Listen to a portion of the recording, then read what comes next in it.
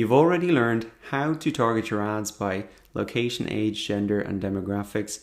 And in this lecture, you're going to learn about interest targeting. This is where it really starts to get interesting. Excuse the pun. But this is where Facebook has a lot of power because they have a huge amount of information on people. And interest targeting is not just the Facebook pages that people like. They actually have much more data than that. So any information that they've added to their timeline, keywords that they use in their status updates, the apps that they use, and even ads that they have previously clicked on. So what Facebook does is categorize people into different categories based on these interests, and you can use these categories and pull these interests into your ad campaign. So you're getting your ads in front of people who are interested in those things that you know are going to be relevant to your product or service. So one thing to do before we get started is once again take a note of your potential reach here. So it's 27 million for my example here, and you'll see that how this changes as we look at certain things.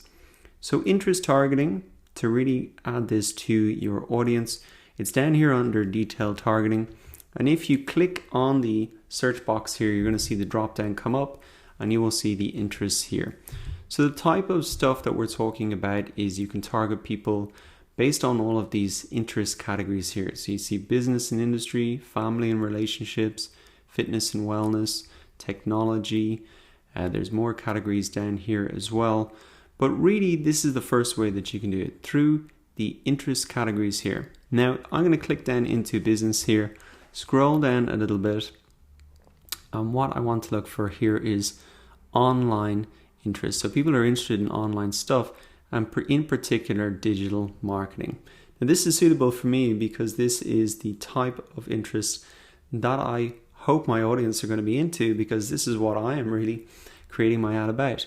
Now the cool thing is that when I click to add this interest to my ad, I can get a sense of how many people are interested in this. So 39 million people. Now you'll notice that as I click that, my potential reach has dropped a lot. So this is the total audience who are interested in this, but in terms of the location and age settings that I've made, the people who are interested in this plus match the options that I've targeted is now 1.9 million. So 27 million down to 1.9 million. You can see a massive drop. So as well as using these drop downs and categories to select your interests, what you can also do is just type something into the interest search box here. So this could be products that are related to your Facebook pages, maybe competitors, or people within your field who you think, if they're interested in that, then they're going to be interested in me. So let me type in digital marketer. This is a Facebook page that covers similar stuff to me. And so I can see that 6,164 people are interested in this.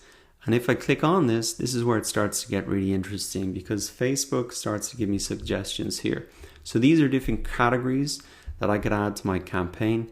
There are even well-known people within this industry starting to show up here. So I'll add a couple of these. And as you add these as well, you can start to see how many people are interested in that particular person or that particular Facebook page or that particular product. And it's fascinating to really see how many people are interested in one person or another.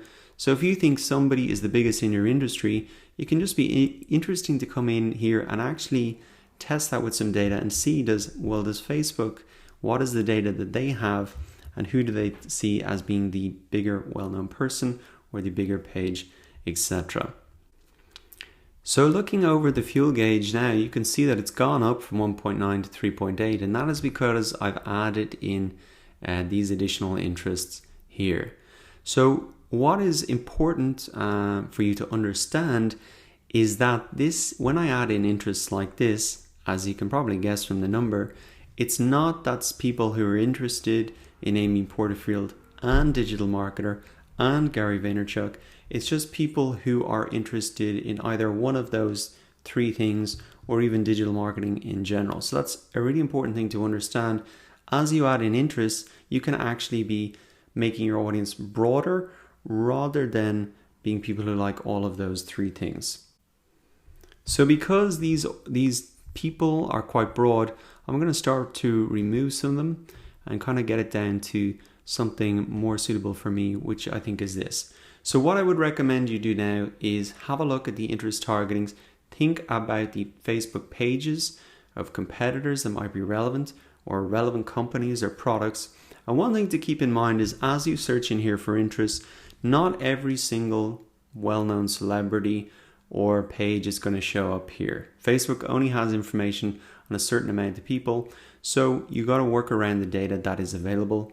But play around with the interest targeting here. Remember, you can still use all these tools even if you're not considering putting this ad live. So I really recommend you do that. And in the next lecture, we're going to move on to behavior targeting, which is the final way that we're going to look to define your audience for your ad. I'll see you there.